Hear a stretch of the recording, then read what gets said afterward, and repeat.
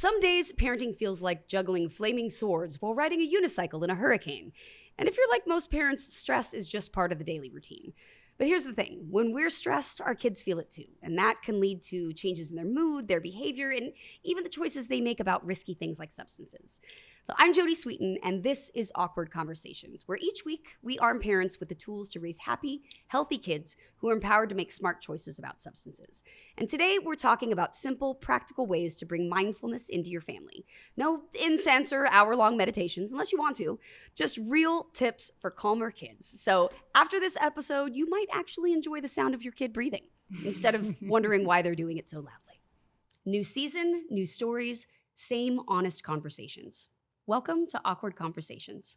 And joining me today is the wonderful Amy McCarthy, who is a senior clinical social worker at Boston Children's Hospital in the Division of Addiction Medicine. Thank you, Amy, for joining me again for a fabulous talk. Thank you. I'm ready to get mindful. Ooh, me too. And we have an excellent guest today. Joining us today is Dr. Christopher Willard, a psychologist, author, and Harvard Medical School faculty member. He's widely known for his expertise in mindfulness for kids and families, and he leads workshops around the globe. Dr. Willard has authored several accessible mindfulness books, like Growing Up Mindful and Raising Resilience, and he leads the Mindfulness and Education Network. We're so glad he's here to help us explore practical ways to bring calm and clarity into our busy family lives. Hi, Dr. Willard. Oh my gosh, it's so great to be here. I can already tell this is going to be a fun one, so thank you for having me. Oh, absolutely. And we're just so excited to talk about, such a really key thing in keeping yourself emotionally regulated and your kids too, which is mindfulness. And, it can kind of sound woo-woo and out there, but what does mindfulness really mean to you in the context of parenting and child development? Yeah, and I think, as I say sometimes, it's like you can't parent from a meditation cushion. That'd be great, but unfortunately you just can't. Like, you have to be in the world, you have to be out there. We think about mindfulness as being in the present, and that is hard to do. But I think of it in some ways. Someone asked me this recently, and I was like, we're not kind of living in the past, reacting to how we were parented, right? We were spoiled, we're going to deny our kids. We were denied things, we're going to spoil our kids. We're also not, rather than reacting, we're not just repeating, like Freud and the repetition compulsion. Just, we've all had those moments where like our parents' words come out of our mouth or whatever it might be. But we're trying to not do that. We're trying to just be in the present with our kid, with what's going on, and respond, not react to whether it's, the best thing that's ever happened or just total meltdown city, as I've been experiencing here on vacation this week, but try to be responsive, not reactive. Yeah, nothing like vacation to bring out your kids' meltdowns. Oh, yeah. So that's how I think about it, and just getting out of that autopilot that we're in all the time and trying to start fresh, with each moment and not fall into our old patterns or our parents' old patterns, so our kids aren't falling into these patterns too, and just break those cycles. Yeah, and being mindful and present can feel almost weirdly overwhelming if you're not used to it. Sort of just looking down and being like, where are my feet in this moment? Literally, where am I standing? And that's all I can do. It can be so uncomfortable, because it's unfamiliar sometimes. Right. And so, if parents are unfamiliar and maybe a little bit reticent or don't know how to be mindful themselves, how can parents best model and start working maybe some of those things or even opening the door for themselves to learning more mindful practices with their kids? Yeah, this doesn't have to be, as you set it up in the introduction, this doesn't have to be going off to a mountaintop, getting a crunchy cushion, something like that. This is this dad that I work with recently, Amber, he has a really special needs son, really hard time with him. And we finished up our work together in therapy. And I was like, what was the most helpful thing that we did? Thinking he'd tell me what amazing insights I'd had. And he was like, Chris, in these 3 years, the best thing you did was you told me I drive home from work, I park in my driveway and just take 3 breaths in my car. And then I walk into the house. And I might not be bringing the calm, but at least I'm not bringing the chaos in, that just sets off the nanny and sets off my wife and sets off my son and everyone goes running and it just is more chaotic. And I was kind of like, wait, 3 years, that's a lot of therapy just to learn how to breathe and expense. But really, it's just those little moments of where can I pause? Where can I pause in a transition? Where can I, as a parent, like, playing games with my kids, like we're playing a lot of backgammon right now, me and my son. And it's like, like the game gets heated and I get frustrated and it's got to take a few breaths, like look at the board, calm myself down. And like kids are kind of gullible. So they look up to us and they're like, then I watch my son, like he gets frustrated, whether we're playing Uno or backgammon or whatever it might be. And I watch him take a moment and take a breath to reset himself, right? So that he can be kind of like dad and he can see the board better, see the game better. And so it doesn't have to be this like elaborate thing. It's just modeling. It's a little bit of practice together, sometimes explaining what we do in the heat of the moment. Like, I need a moment just to catch my breath here. This argument's getting overwhelming. Or, mom or dad, like, we need just a second to like, get a breath of fresh air, feel my feet on the ground, take a moment. And that's such good modeling of how to respond, not react, which is what we are trying to do. And it also, when we're taking that moment, hopefully, not always, but hopefully our kids are also feeling their feet on the ground, noticing the sound of the birds, slowing their breath down for a second. And so much can happen in that pause where we change, we re-regulate, we're in a different space, they're in a different space. The conversation continues, the game goes better without the kids flipping the board, whatever it might be, just as transforms. And your mileage may vary, right? This doesn't happen every time, but this can happen more and more. And I think that to me is what this is about too. I think you're highlighting that there's not just one way to be mindful. And I also, I've heard a lot of people say in the past, like, this is just a bunch of fluff, like it's a bunch of foo-foo, like, whatever, kind of it is. And the, amazing thing is that we know from research that, having this moment to moment awareness of our own experience is linked to lower stress, better emotional regulation, improve relationships, that parents have reported a stress reduction of 38%, and increased positive parent-child, interactions, upward of 22%. And so, these are things that truly, just like your client stated, like these are things that truly help. Oh, so much. I mean, we can feel it ourselves, but we can also see it. And the research is just, I just find it so exciting. And then, some of this research also, what it covers is the way that mindfulness is contagious, right? The word co-regulation, kind of a buzzword these days, but our emotions really are contagious.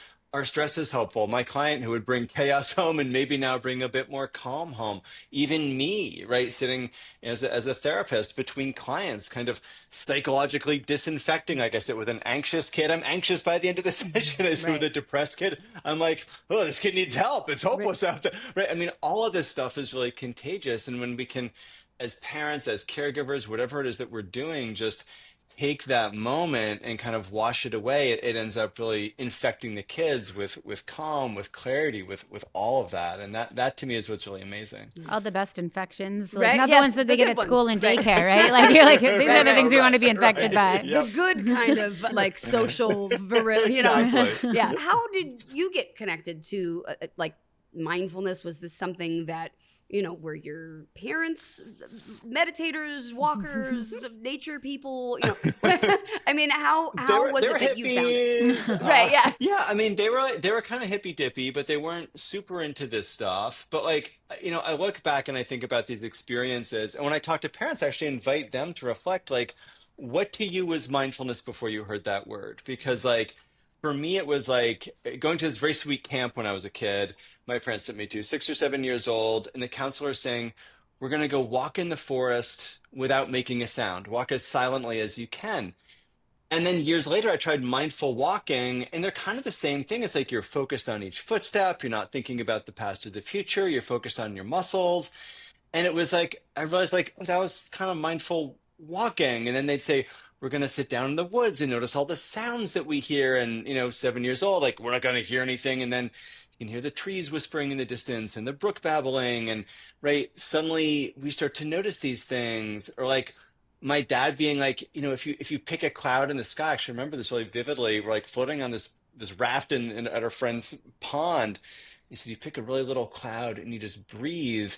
And actually the cloud sort of starts to disappear just with your breath. And it was like this magic trick, right? And, now I'm a parent, I'm 47, I've got 11-year-old, a 7-year-old, and I realize probably those camp counselors were trying to get us to shut up. And like, maybe they were, and that's fine, but it's still like planted these seeds so that you fast forward for a while. And, this is what I love about talking to the two of you, because you get this. I'm off at college. I'm struggling with depression, with anxiety, with substance abuse, really bad IV heroin problem. Take some time off from school to find myself, and that was a total mess. And at some point, my parents actually dragged me. I gotten kicked out of a halfway house into a meditation retreat. They gotten super interested in mindfulness with this guy named Thich Nhat Hanh, this amazing Vietnamese monk. So I'm like 2 days sober, trying to meditate, like breathe mindfully, walk mindfully, eat mindfully. And it was so nuts, but it was like, for me, it was like exactly what I needed at exactly the right time. And everything started to make sense. And I felt happier and I felt less anxious. And I got sober, and like it has been decades now that I've been clean and sober. And so it was just like, again, your mileage may vary, right? No promises here. But for me, this was like what started my journey. And I was like, oh my gosh, I have to teach this to everybody. There'll be world peace in 5 years, and never you'll be depressed again. And we see how well that worked out.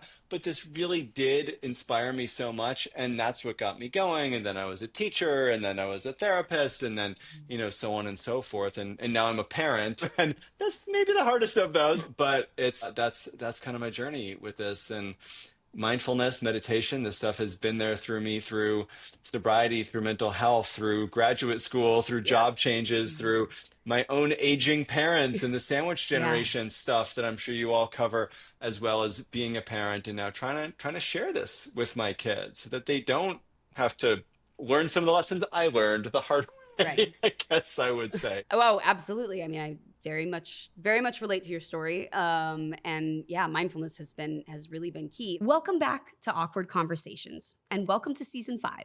Saving lives means staying informed. Knowing the dangers of using fake prescription pills can help those you care about and keep our community safe. As a parent, educator, neighbor, or friend, we all play a role in building safe and healthy futures for ourselves and our loved ones. Do your part to take the first step today. Visit GetSmartAboutDrugs.com to access education, prevention, and treatment resources. Fake prescription pills laced with fentanyl are deadly. Be their protector. Be informed. Visit GetSmartAboutDrugs.com.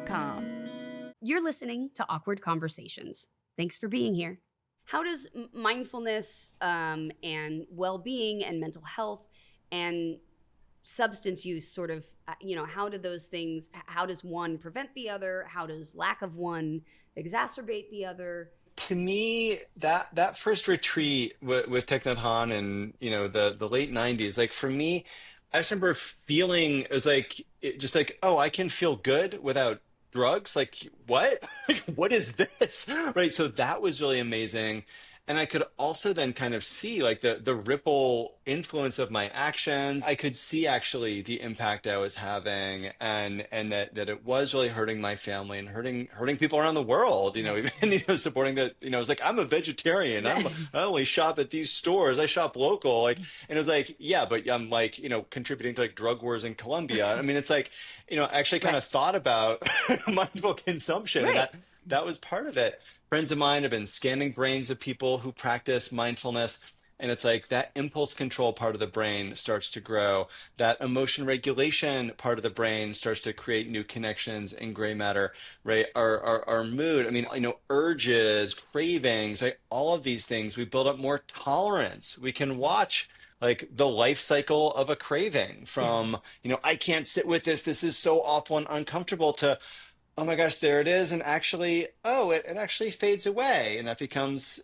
in, some recovery circles, that's a minute at a time, a day at a time, a year at a time, kind of philosophy. But mindfulness actually helps our brains to have the capacity to do that.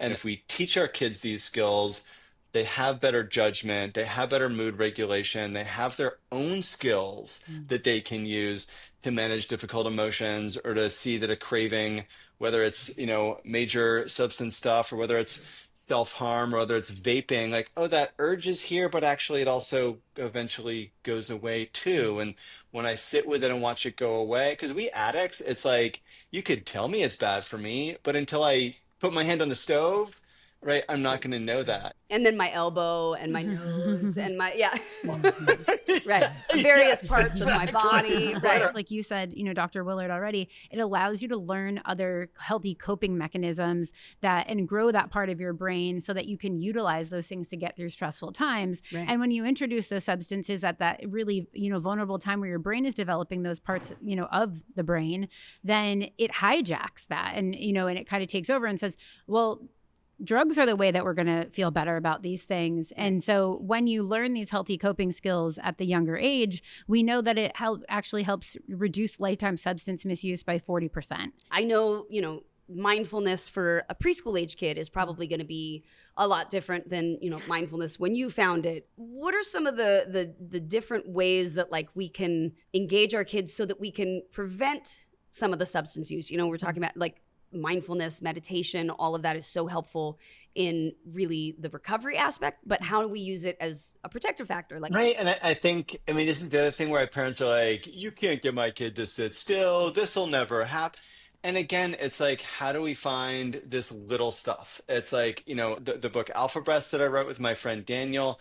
That's like, let's do alligator breaths, kind of, if people are watching, you can see I'm kind of making my arms into like a jaw as I breathe in and then snapping them shut, right? Or my daughter calls it the rainbow unicorn princess mermaid butterfly breath, but kind of breathe in, right? And breathe out as we flutter our wings. So kids are, when we learn how to regulate our breath, we're regulating our bodies. That makes sense to us. We regulate our bodies, we're regulating our nervous system. The biggest part of our nervous system is our brain, and then we're regulating our impulses, our emotions, and our attention. And so regulating the breath actually regulates the brain, the impulses, and certainly the mood and attention are part of what we're trying to teach. So at a young age, you can teach that stuff, right? My kids were doing some of this stuff in preschool. They weren't like sitting still for, a half an hour oming away. I wish, right? But that's not how it goes. Right. They're older now and we do like longer visualizations, like imagine you're, sitting still like a mountain, breathing into yourself as a mountain and breathing out, feeling solid or something like that. Or, maybe doing longer meditations before bed, or with my son, he's a big soccer guy, right? We'll do a meditation before his soccer games, right? So 5 minutes, 10 minutes at age, 7 or 10. Bringing play into this. One of my favorite studies, this guy named Lev Vygotsky, he wrote sort of child development stuff in like the 50s and 60s. He was trying to get a group of 8-year-olds to stand still, right? Maybe you have a sense of how this ends, right? Spoiler, right? The kids are running around all over the place after like 5 minutes. So he calls them back in. He's like, all right, gang, I want you to stand still for as long as you can. But this time imagine you're like a knight guarding a castle. And what do you think happens? Right? So the kids now actually stand still for like 15 or 20 minutes. So we make it a game, we make it play, we make it fun, right? Now kids actually can sit still. They're quieting their amygdala down. They're activating their prefrontal cortex, right? So play becomes the anchor of attention because, as my son told me once, Dad, breathing is boring. I'm never breathing again. Right? He's breathing. I checked before I started the podcast, right? But these kinds of things. And then, my son starts to make up his own meditations. And again, your mileage may vary. And, and this is also day to day. Like some kids, some days my kids are like, I love this. Give me a meditation before bed. I'm like, you're just trying to go to sleep. Right. Other days it's like, no, this is stupid. My recent story is that I walked by my kid's room and my son was leading my daughter in a meditation. And I was like, I'm the most mindful dad ever. This is like amazing, And then next day they're fighting and he picks up actually a book my wife and I wrote together about mindfulness and he whacks his little sister over the head with it. So it's like, get that mindfulness into you. But it's like, these things happen, right? But teenagers, again, like we're probably not the ones to teach. I'm not going to teach my kids calculus, that's for sure, right? But by the time they're teenagers, teaching them mindfulness, they'll be rolling their eyes. And like, honestly, developmentally, they should be. But maybe it's their soccer coach, maybe it's their music teacher, maybe it's their therapist, right? That there are these other people that are developmentally appropriate who can teach them, one of my favorites for teenagers is like, hey, pick your favorite song and just for like 5 minutes, just listen to one instrument. Like if your mind goes to the lyrics or the drums, just bring it back to the piano. It goes off to the guitar again, just bring it back to the piano. Like that's 4 or 5 minutes of focused attention. That's so much more interesting than saying to a teenager, oh, go breathe for 5 minutes before your homework. Right. Like, no way are they going to do that. So it's finding what resonates for them developmentally, what their interests are. Is it sports? Is it music? Is it sitting still or is it moving and walking or yoga or who knows what? Like, so that I think is also really important to not have a like one size fits all kind of approach with this stuff. Yeah. My daughters, they're pretty close in age, like 2.5 years. They're now 17 and 15. But when they were little, my older one always fought sleep. Like it was just, I'm not sleeping, I'm tired. And my little one would be like, I'm ready. And so, I would listen to meditations with them. I had like a meditation app and I would put on a meditation. And so what it then became was they'd be like, oh, can we have our sleepy time meditation now? And, my little one especially loved it. But there's like chanting meditations that I listened to that now I listen to it again. And it was like 12 years ago. I'm like, oh, this reminds me of laying in their little bed and they were just breathing. But like, it made such a huge difference. Yeah. And then, as they got older, I was like, hey, do you want that meditation app on your phone, when they were middle school, and then they use it. And it, like you said, it does become so much more comfortable if it's, maybe part of the bedtime routine. That's a great way to introduce it. I can't tell you how many times I fell asleep on their bed while meditating at night. Right. I'd wake up at 11 p.m. I was like, wow, that was a great 4 hours, but like that idea of mindfulness, like just slowing down at the end of the day it really made such a difference. And I meditate every night before I go to bed. I've got my little sleep mask with my speakers and, but it changed my relationship with being mindful and with sleep and with addiction and uncomfortable feelings and all of those things. But yeah, it's, I think people, like you said, when they're preschool age, they're like, my kid's not going to sit still. And you're like, well, okay, maybe not. But like at bedtime, they might be kind of getting close to tired. So like, intro it then. It's like an interesting, like almost like cyclical reaction, because actually mindfulness-based programs for preschoolers increase their attention span on average 3 to 5 minutes. So like the more you help them do this and learn this, the more actually that their attention span will increase, and like the more that they can engage further perhaps in this. And I don't know if anyone's ever been to a school that has like a mindfulness-based program, but like seeing a classroom of elementary school students engaged in mindfulness is like, oh my gosh, just my own mind. Like my blood pressure is like, I'm like, look at these calm little like beautiful angels. Right. But, like I think being able to introduce it at home, but also, talking to your child's school about, are they already doing this? Is there ways for them to implement mindfulness into their curriculum? Like you said, like sometimes when they're a little bit older, a coach or a teacher or somebody else being able to do that introduction and do it with their peers can go a long way. I do a lot of consulting in schools all over the place, and watching it catch on has been amazing over the course of my career.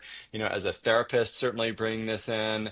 And what's also cool is I think of it as kind of like a public health intervention almost with young people, like, because we're not going to be able to therapy our way out of the mental health crisis. There's not enough therapists to manage the opiate crisis these days. Like, we need actually prevention that works, that's not dare, that's like actually resilience building and emotion regulation and managing big feelings. And that's how we're going to solve these problems if they get solved. And I do also think, teaching this stuff to kids in schools, like, and I'll talk to kids about this directly, like doing a school assembly, which is terrifying, by the way, but talking to like a group of middle schoolers and being like, you may not, you might roll your eyes in this meeting, but here, I'm going to teach you like 10 different things you can do when you are stressed at a party, when you are overwhelmed, if you're afraid to talk to your teacher, if you have to stand up and do a class presentation, if you feel like you have to confront a friend or say no to something, like that. Here's some things that you can do. And I teach some breathing, and I teach some visualizations, and I teach some sensory, let's count sounds, let's feel your feet on the ground. And like the kids file out, and there's always a couple kids who come up at the end and we're like, this is really cool. And there's always a couple kids who, like they send me an email a week or two later and like, Dr. Willard, you came to my school and, I know, like, not all the kids are paying attention, but, like, I tried doing this, and no one has to know that before the exam, I'm just leaning back and regulating my breath. Or, before my college interview, I just sat there and noticed the sensations in my feet, before I went in for that interview, and it really helped. Yeah, it's a really great internal, regulation system that nobody else has to be like, what do you do? Why are you doing that weird thing? You're like, I'm just breathing. I'm breathing. What are you doing? Doing that weird thing. Right. I'm just existing. Yeah, I'm just breathing.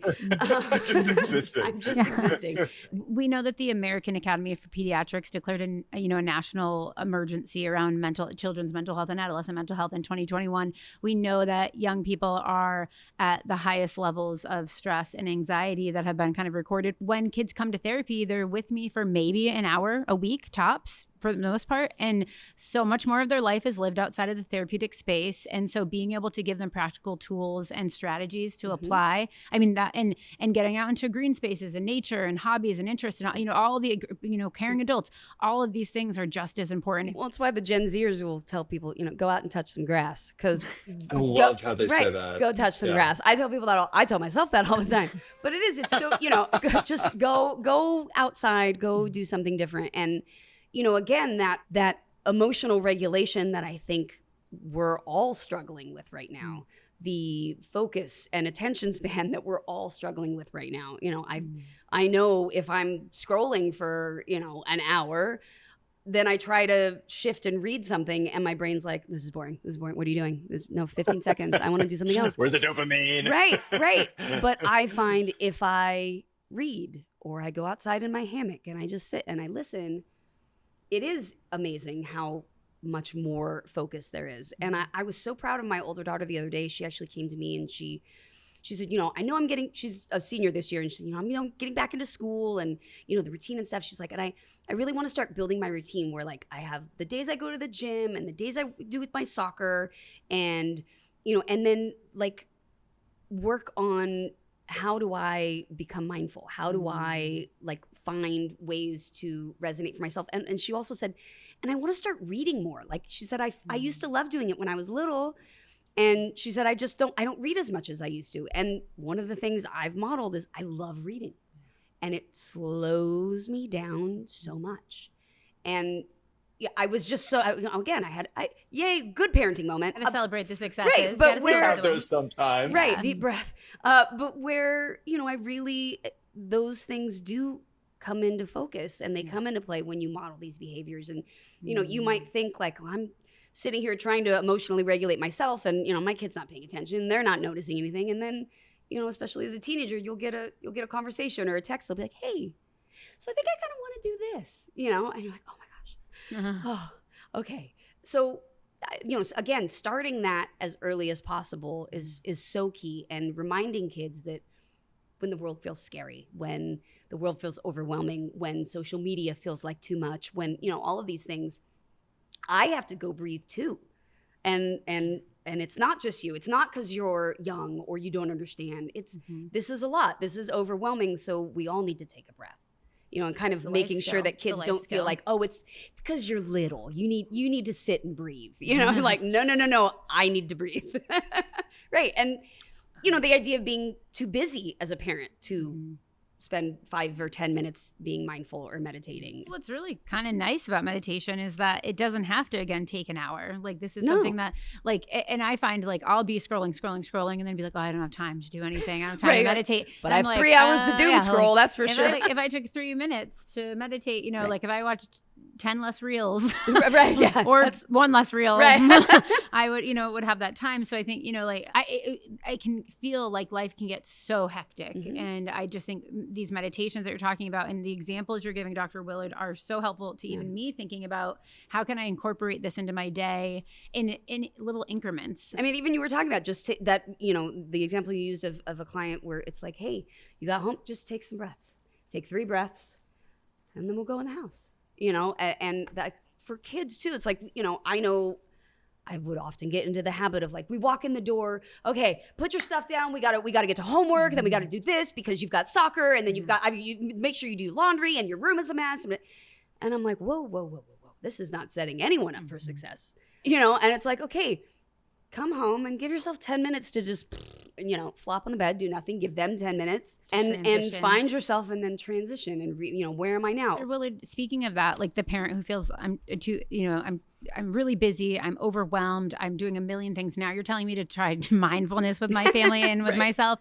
What messages do you have for those parents, to make this a little bit more, easier, palatable, possible? Right. In some ways, I would say, don't try it with your kids. Try it with yourself. Yeah. I mean, really try it with yourself first. Like, try that 3 minutes in the driveway. Try that, after drop off. Try that, I'm waiting for the coffee to brew in the morning. Like, I'm going to focus on my breath and smelling the coffee. Like, these are those little moments. I mean, to me, the best reminder is, as I think you guys were kind of implying, it's like anytime we want to pick up our phone, which is I don't even want to know how many times a day, right? But those are all a moment that, like, sure, pick up your phone, but like name 3 sounds you can hear first. Right. Feel your feet on the ground, first, right? Take 3 breaths first. Like those are those moments, and then pick up your phone and do some doom scrolling. Right? Am I picking up the phone because I'm uncomfortable or because I want to get away from an emotion that I don't want to sit with? Right. I know in being in recovery, it took a long time to be able to just sit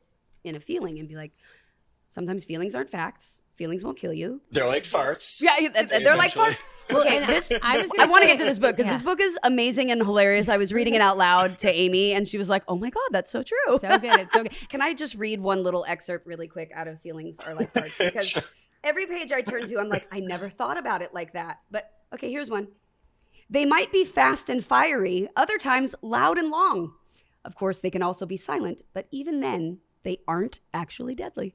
It's a very helpful reminder. Applies to both. Would have never thought of it. Exactly. And kids love stuff like this. My kids, there was a book called Walter the Farting Dog. They were obsessed. Our dog's name is Wally. Oh, yeah. There we go. He is just right. No, but those are the ways to teach kids feelings, and mindfulness was like silly stuff. But again, bringing that fun into it. Mindfulness, I think sometimes in meditation is, it feels like it's got to be this serious, solemn, quiet, gravitas and heavy and silent retreats or something like that. I've done dance meditations where I will just turn on the music and like lose myself in dancing or singing or whatever it is, and like that can be a meditation. Sing as loud as you can in the car. Let that be your meditation. That is my meditation. Like being in the car. My car is my sanctuary, and if your car is your meditation cushion. It is my meditation room. And if I wasn't a social worker, I'd be a pop star. Like screaming a song at the top of your lungs is so just the best. The best to release so much stress. Dr. Willard, I think that there's this misconception sometimes that mindfulness is, again, sitting down, legs crossed, chanting, which it can be, and that can be really effective for people. But I'm hearing you talk about all these creative ways to introduce it into people's lives in different methods or different kind of strategies. Can you speak more about how, people get creative and learn more about what mindfulness can look like in their day? Yeah, for me, it's how do we kind of bring this same kind of awareness to anything that we're doing, and again, kind of modeling that for the kids. I mean, the stereotype is often like, when you're washing the dishes, just wash the dishes, and it's like I still hate washing the dishes. Guess what, right? But when we do slow down a little bit, and it's like, okay, smelling the soap, I'm feeling it, or like those moments in the shower. The shower's an amazing place to another place we hide out, right? It's like. And I think because it's so sensory, right? Mm-hmm. We feel the soap, we smell it, we see the steam, we feel the warm water, we hear the sound of it, right? That's when we feel at our best. That's when we're often in the moment. It's like finding these little moments like that where we can slow down and just be, or it's like stuck at a stoplight in traffic. It's like, oh, we're in traffic, we're at a red light. I'm just gonna have to see how many breaths, like how many butterfly breaths or like hot chocolate breaths till the light changes. And then probably be like, yeah, there's traffic. Can we do some breathing? And so it's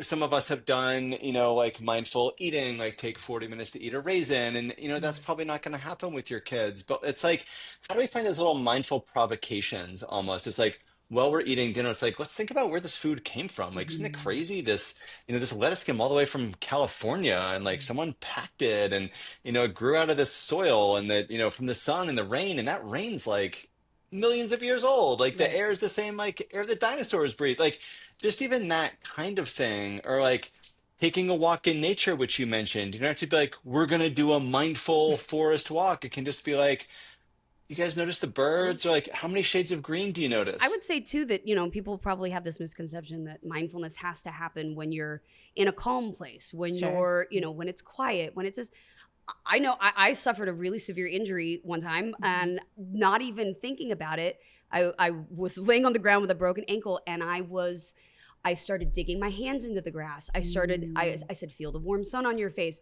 feel the grass and and I was clawing into the grass in pain. But what I realized, is those moments of acute stress, I can also touch something, smell something, breathe, that it doesn't have to be this perfect setup, that actually it can happen when you're feeling really panicky, and that can ground you back into that presence of being where you are. You're reminding me that I just gave birth a few months ago, and like giving Girl. birth, it was a great opportunity to practice mindfulness and being like, oh wow, this is very painful. But also that's really good to practice it before you need it. You're not going to show up to the World Series without having thrown a baseball. And so how can we practice these things, in advance of when we're having a hard time so that they're accessible to us? Absolutely. And it's about resilience. It's about building a muscle. Like this term, some of us know, neuroplasticity is basically this fancy sounding word that's like, your brain is like a muscle, and when you work it out in certain ways, like those parts of the brain get bigger. The math part of the brain gets bigger when you do math. The mindfulness and focus and emotion regulation and impulse control part of the brain gets bigger when you practice mindfulness, just like a muscle. And actually, when you teach kids about neuroplasticity, the study I remember reading in Carol Dweck's book, Mindsets, was saying that actually those kids actually do work harder and they practice mindfulness more and they do better in school, like just learning about that. That's its whole other thing. But teaching kids that is huge, like practicing before the World Series. And what can you do to kind of build your confidence, or whether it's depression or anxiety, or, test anxiety or something like that for some kids, like, okay, you've got the big exam coming up. Here's what I'm going to suggest. Every 3 questions on that test, because your brain starts to close off and shut down when you're stressed out, just lean back. I learned this actually from another recovery person, but you put your hands behind your head like this and lean back. It's very hard to not breathe deeply I want to do that right now. and not breathe slowly. And it's like, it just actually resets. It's like hitting the reset button in our nervous system. Yeah. And we can go back and focus again on the test. And the numbers aren't swimming in front of our eyes, or before public speaking, or, take a moment to, stand up, kind of Wonder Woman, Superman pose, right? Press your feet into the ground, really feel your feet. That these are these kinds of moments where we tend to lose it. Anxiety takes over, the story takes over of how we're going to fail or we're never right, and we can start to quiet that down. So to me, as a therapist and also as a parent, it's like, let's identify what are those hot spots in your life. Let's practice these for those hot spots, and then let's think about when you can use it. Before the audition, do some 7-11, breathe into 7, breathe out to 11, right? And get your body and brain, kind of regulated again and working together, synchronized, so that you can confidently go out there and belt out the solo for the audition. So that's, again, with little kids, that's easier. With teens, I love it when it's their coach. I love it when it's the drama teacher. I love it when it's the music teacher, right? Or even a friend. I think that can, or a peer, like older kids teaching younger kids. I do a lot of work in high schools, like, let's get the peer counselors, the seniors, the captains of the team, right? Teaching this to the freshmen and their freshman buddies and stuff like that to manage stress. And that's where it kind of creates a culture change in the school or the environment somehow. And I love it when that kind of thing can happen too. So many tools here for prevention, for recovery, for parents, for, this really being mindful applies. There's not one person on the planet that cannot benefit from being more mindful, whether you're stuck in traffic and panicking. Guess what? You panicking is not going to move those cars out of the way. It's only going to make you feel really crappy for the next 45 minutes that you're stressing about where you're not going to be. That, living in LA has been one of the biggest ways I learned to be mindful, was like, I am in this car. I'm in this car. This car, that's it. This is it. But, and Radical also, acceptance. right. And also teaching my kids that, we'll be driving down to my parents and it's taking a while. I'm like, oh my God. And I'm like, well, here we are, I wish we could change it, but we can't. So we're here. What's so in now your what? control? Right. What's under your control? And gosh, all these amazing mindfulness practices. I would love if you could maybe demonstrate one for us. We're going to watch you breathe. No, but like maybe that we could all do together so that parents can tap into it a little bit and maybe find a way to connect to that mindfulness if they haven't before. Yeah, I would love that. Someone's asked me, how do we have more mindful kids? And I realized, the best way to create more stressed out kids is to surround them with stressed out adults. So if we do want more mindful kids, we actually need to surround them with more mindful, compassionate, and self-compassionate adults too, to really model that and have it, kind of that emotional contagion. So one of my favorite practices, I borrow this from Chris Germer and Kristen Neff, who write a lot about self-compassion. And it's just giving ourselves as parents a self-compassion break. So maybe 2 or 3 minutes. Does that work for you guys? And cast and crew and everyone over there? Yes, I could use some compassion and meditation. And we've dived into a lot of heavy topics, and we are ready to be mindful. Get mindful. Yeah. So let's just take a moment. You can find for yourself a comfortable posture. It doesn't have to be too special. Just not too tight, not too loose. You're not straining. You're not sleeping either. If you feel comfortable, you can just let your eyes close or lower. That's really at your comfort level. Let's bring to mind a parenting misdemeanor, right? Just a little running late in traffic to pick up the kids, or snapped at them when they didn't set the table, right? Nothing big. And as you bring that scene to mind recently, and truly nothing is too small here, just noticing that critical voice that we have that's like, sarcastically like, yeah, great, parent of the year, right? Or what's the matter with you? Or, maybe it sounds even like, the voices that parents hear all the time, women in particular hear, right? From society, maybe it sounds like parents or in-laws.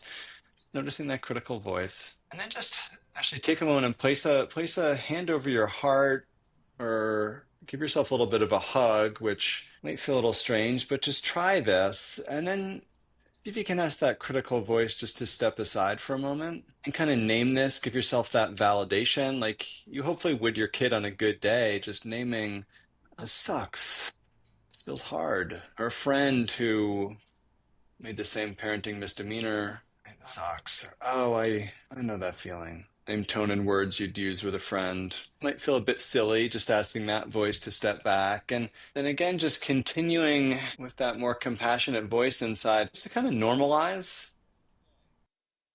Like, we all make mistakes.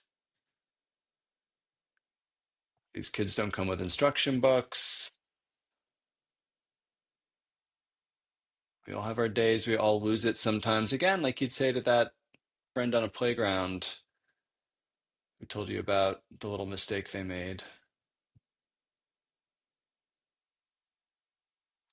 If you can open to offering yourself that more compassionate voice. We all have our days.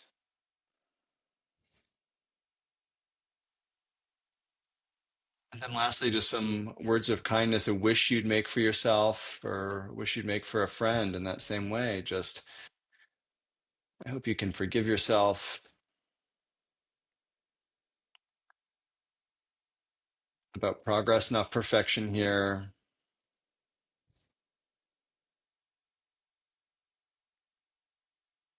Hope you can give yourself a break. Be kind to yourself.